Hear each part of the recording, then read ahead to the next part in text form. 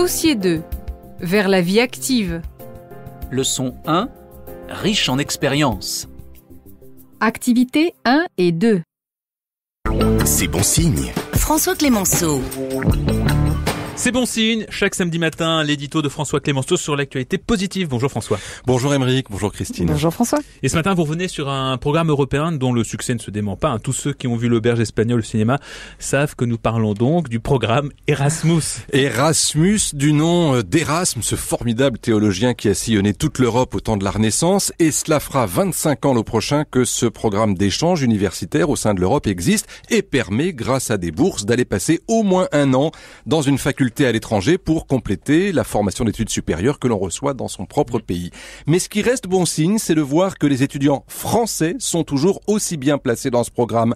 Avec les Espagnols et les Allemands, ils sont les plus nombreux de toute l'Union européenne à rechercher cette mobilité indispensable pour étoffer ses connaissances, sa maîtrise d'une ou plusieurs langues étrangères et surtout, c'est ce qu'il faut espérer, cette conviction que l'Europe n'est pas seulement un concept flou et lointain, mais une réalité.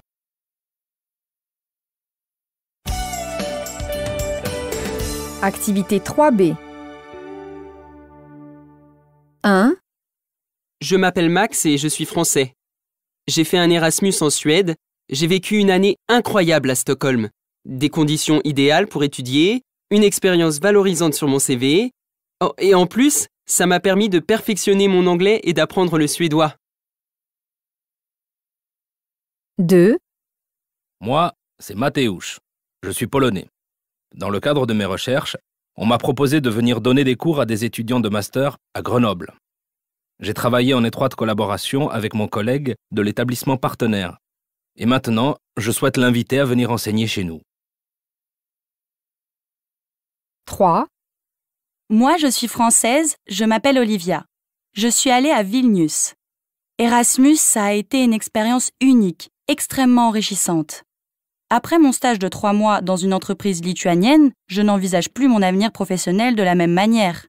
À présent, la mobilité, ça fait vraiment partie de mes objectifs.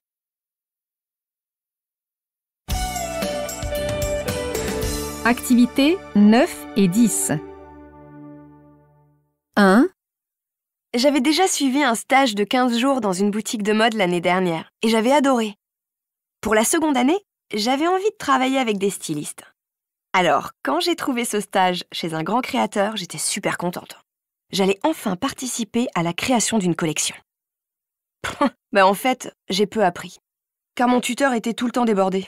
Il n'avait pas le temps de me montrer, de m'expliquer les choses. Et il ne me donnait pas de tâches vraiment intéressantes à faire. Parfois, j'avais vraiment le sentiment de perdre mon temps. Quand le stage s'est terminé, mais ouf! J'étais vraiment soulagée de partir. 2. J'avais peur d'être le stagiaire spécialisé dans les photocopies et la machine à café. Mais non, j'ai été chargé tout de suite de calculer la fréquentation de certaines lignes de bus. Je comptais le nombre d'usagers qui montaient et descendaient à chaque arrêt, de 8h du matin à 17h. Ça a été mon premier contact avec le monde du travail. Je n'avais jamais travaillé avant.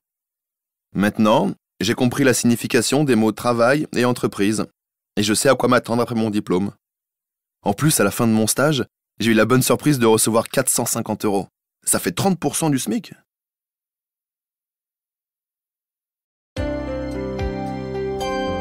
Phonétique. Activité 12. 1. Réellement. 2. Précédemment. 3. Brillamment. 4. Extrêmement. 5. Rapidement. 6. Couramment. 7. Gratuitement. 8. Différemment. 9. Facilement. 10. Positivement.